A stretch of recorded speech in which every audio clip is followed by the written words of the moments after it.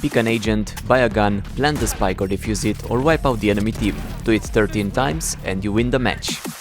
This is Valorant in around 10 minutes, everything you need to know about the game. Valorant is the new free 5 vs 5 tactical shooter from Riot. After completing a short tutorial, you are free to try every agent and gun and improve your aim in the practice range in different ways on bots. You lock in an agent at the start of the match. For the rest of it, only one of the same agent available per team. Every agent has 4 abilities, one refreshes every round and can recharge during the round with a cooldown or from kills, called the signature ability, that's the E, the third ability you see on the bar for each agent. Then you have 2 abilities that you can buy from the shop with different numbers of charges available. If you don't use them in the round you bought them, you keep them even if you die. And finally, the ultimate ability that charges if you get kills, plant the spike, defuse it, die or pick up orbs. There are currently 10 agents split in 4 categories: Controller, Duelist, Initiator and Sentinel. Let's quickly go over all of their abilities.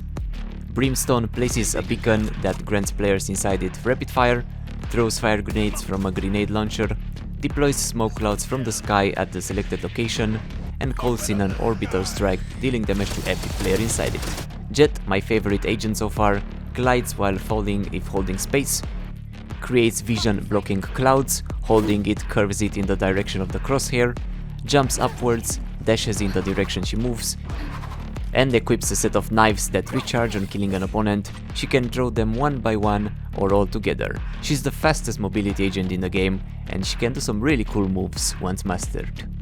Phoenix creates a flame wall that blocks vision and damages players passing through it, that can also be bent.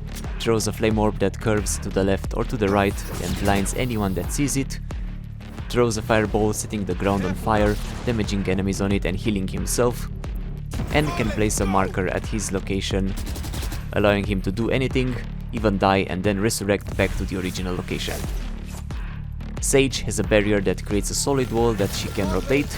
It can be destroyed by shooting it, a slow orb that slows anyone walking over it after it explodes, a healing orb that she can use on herself or on an ally, and she can resurrect a dead ally with full health after a short channel. Sova has a drone that can shoot marking darts, revealing enemies struck by it, shoots a shock bolt that damages players nearby its explosion. He can bounce it up to 2 times on walls, and the longer it charges, the bigger its range. Fires a revealing bolt activating upon collision and revealing enemies caught in its line of sight that can charge, same as the shock one, and shoots 3 long-range wall-piercing blasts, damaging and revealing locations of enemies in its line. Breach fires a breach on a wall, dealing damage to players caught in its blast, a blinding charge working the same as the previous one, a seismic blast that he can charge, dazing players caught in it, and an earthquake dazing and knocking back targets caught in its cone. Cypher places an invisible trap that creates a line between the location and the opposite wall. If enemies cross it, they get revealed and slowed. Has a cyber cage that once activated blocks vision and slows enemies inside it. Has a spy cam that gets placed on the wall that he can use to check the area and throw darts that reveal the location of the struck enemies. This and the trap can be picked up and redeployed. And can scan a dead enemy to reveal the other enemy players. Omen teleports to the close targeted location, throws a shadow projectiles, reducing the vision of players it hits, that can also go through walls, creates a shadow smoke that can be pushed further by holding it, and can teleport anywhere on the map after a brief channel. Raze throws a boom bot, traveling in a straight line, bouncing off walls and locking to the first enemy it sees in the frontal cone, exploding on them. Has a blast pack that sticks to the surface, using it explodes it early, damaging and knocking back players. Throws a cluster grenade, dealing damage on explosion and creating mini grenades, and has a rocket launcher that does what you expect it does.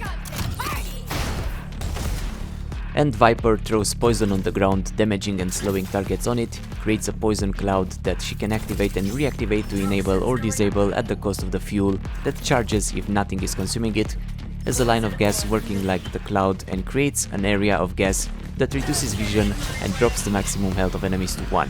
Really good for securing points after planting it, or if you want to defuse. That's it for the agents. Now for the guns. You can hold a secondary weapon, a main weapon and a knife that you run faster with if you hold it, obviously. Most weapons have an alt fire by pressing right click, and all of them have a different spray pattern that you should memorize so that you can control its recoil by moving the mouse in the opposite direction. There is even a target range on this map that can help you with that, and infinite ammo in here so you don't have to reload. You'll see that most guns are familiar and work similar to guns you are familiar with in other games. You can also see the stats for each weapon in the shop, like how much damage it does based on where it hits, the fire rate, magazine capacity and wall penetration. For sidearms, you get the default pistol, Classic, alt-firing it shoots 3 bullets at once, Shorty is a short shotgun, Frenzy is a full automatic pistol, Ghost is a silenced and accurate pistol, and Sheriff is the revolver with the highest damage of the sidearms. Then there are 2 SMGs. Stinger has a high fire rate but only 20 bullets in the mag, aiming it down makes it shoot 4 round bursts and reduces the spread. Spectre is one of my favorite weapons in the game, similar to the MP4, it's a silenced SMG with a good fire rate, it's pretty easy to use and quite accurate. I had the most triple kills with this one so far. Then you get the shotguns, Bucky that extends its range with the alt fire, and Judge that's full automatic. For the rifles, Bulldog it's full auto with its default fire and 3 round burst while aiming it, Guardian that has the highest damage of them all, but it's semi-automatic and only has 12 bullets in the mag, Phantom a silenced rifle similar to the M4, and Vandal similar to the AK. There are 2 snipers, Marshall that's 1 shot, 1 kill only in the head if they have armor, and the Operator, short for OP, that's 1 shot in the body too and has a dual zoom.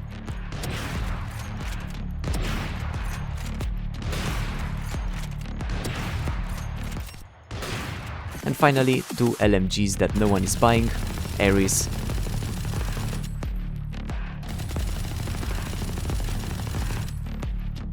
and Odin. Both of them increase their fire rate the more you keep shooting.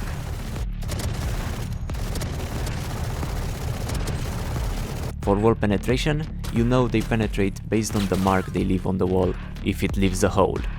Also, you have shields that increase your health, the small shield by 25 and the heavy shield by 50 from the base 100. You can see your currency on the top and how much you'll have minimum the next round if you don't do anything.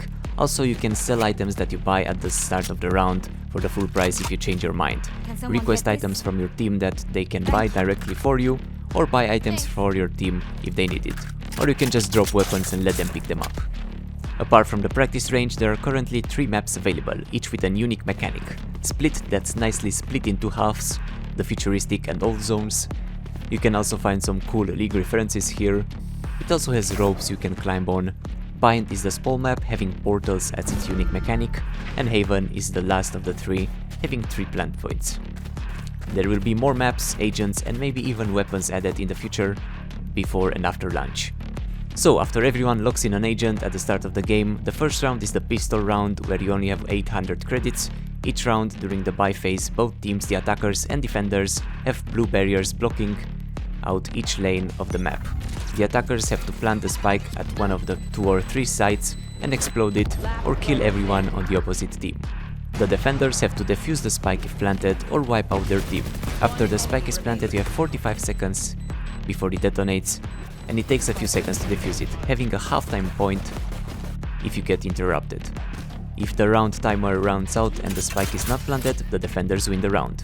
The first team to get 13 points wins, or it ties out if both teams get to 12, causing an extra round where everyone starts with 5000 credits, and after 12 rounds the teams swap from attacker to defender and vice versa.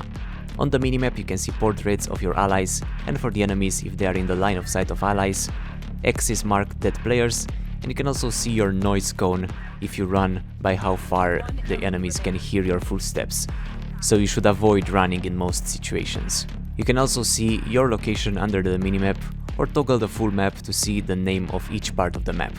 At the top you see the timer, the rounds won by each team, people with the ultimate ready are highlighted, and the players alive during the round and their health bars of the ones from your team.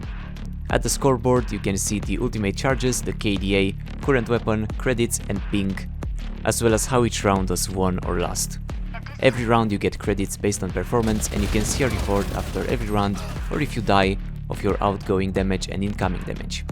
For communication, you have team or party voice chat, team and all text chat, and you can also ping on your crosshair on the map or items on the ground. Also, you see a danger marker on your crosshair in the direction of enemies should they fight your allies. The bigger it is, the closer the danger. You can customize a lot of settings, from movement to the crosshair to the minimap.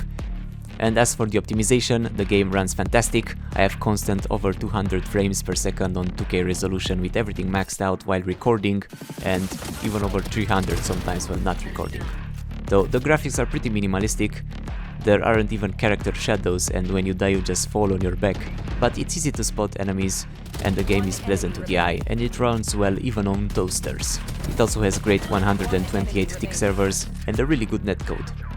There is the practice range, unranked matches, custom matches, and the recently added ranked competitive mode, with rank similar to League.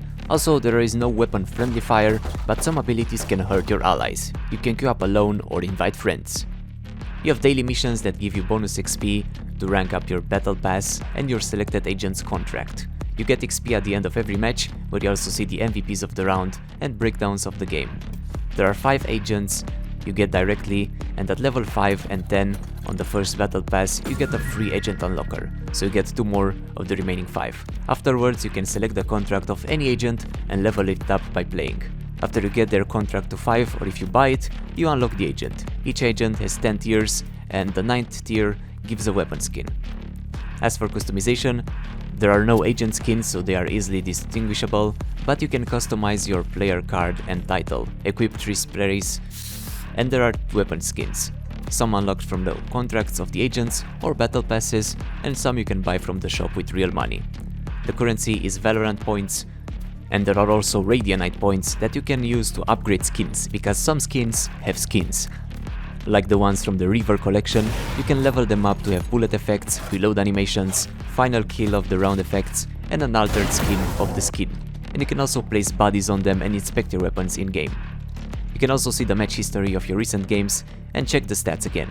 The game is connected to your Riot account, so it uses the name you had in League if you already had a summoner name selected, and you can see your friend list of the people online in other games too, and the region of those that are in Valorant.